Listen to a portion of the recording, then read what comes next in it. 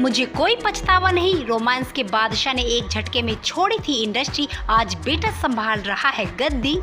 तो दोस्तों बता दें, ऋषि कपूर अपनी एक्टिंग के साथ अपने गुस्से और बयानों के कारण भी चर्चाओं में रहते थे। 12 साल पहले उन्होंने ये बताया था कि कैसे उन्हें स्टारडम मिलने के बाद जबल मेहनत करनी पड़ी और फिर एक समय ऐसा भी आया कि खुद को स्क्रीन पर देखकर शर्मिंदगी होने लगी। क्या किस्सा है, चलिए दोस्तों आपको आज की वीडियो में बताते हैं।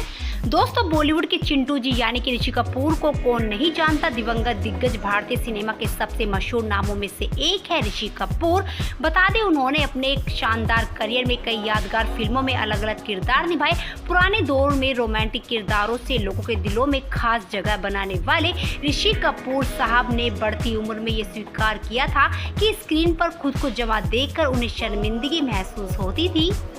ऐसा उन्होंने क्यों कहा था, क्यों उन्होंने एक समय में फिल्मी पर्दे से दूरी बना ली थी, इस बात का खुलासा उन्होंने खुद किया है। जानकारी के लिए बता दें, 2011 में उन्होंने फर्स्ट पोस्ट के साथ बातचीत में इस बारे में बात की थी। उन्होंने कहा था, मुझे अपने जीवन में कोई पछतावा नहीं, भले ही मेरा नाम टॉप नामों में नहीं है, मैंने स्टारडम का इंतजार नहीं किया, वो भी 1983 में तुरंत हिट हो गई और उसके बाद मुझे इसकी सफलता की बराबरी करने के लिए संघर्ष करना पड़ा।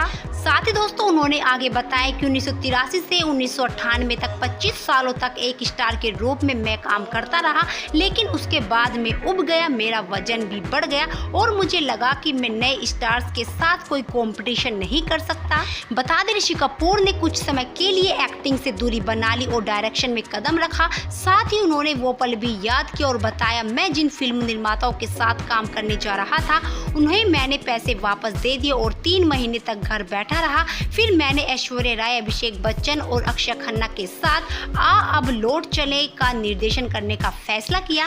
बता दें, चिंटू जी ने एक अभिनेता के रूप में अपने करियर की शुरुआत को याद करते हुए कहा था, मैं 39 सालों से काम कर रहा हूं। मैंने 16 साल की उम्र में मेरा नाम जोकर से शुरुआत की। मेरे चाचा शशि कपूर ने देखा कि मैं अभिनेता बनना चाहता हूं क्योंकि मैं पेंसिल लेता था और अपने चेहरे पर नकली मूंछें बनाता था और RK स्टूडियो के आसपास घूमना पसंद करता था। साथ ही दोस्तों चांदनी एक्टर ने आगे उस किस्से का भी जिक्र किया जब सीनियर कैम्ब्रिज के दौरान उन्हें अंग्रेजी की परीक्षा में 0 नंबर मिले थे। 14 पेज पर मैंने सब लिख दिया था। उन दिनों हमारी परीक्षा की कॉपियां इंग्लैंड में चेक होती थी और इसलिए स्वाभाविक रूप से मैं घबराया हुआ था, मैं बहुत निराश हो गया था।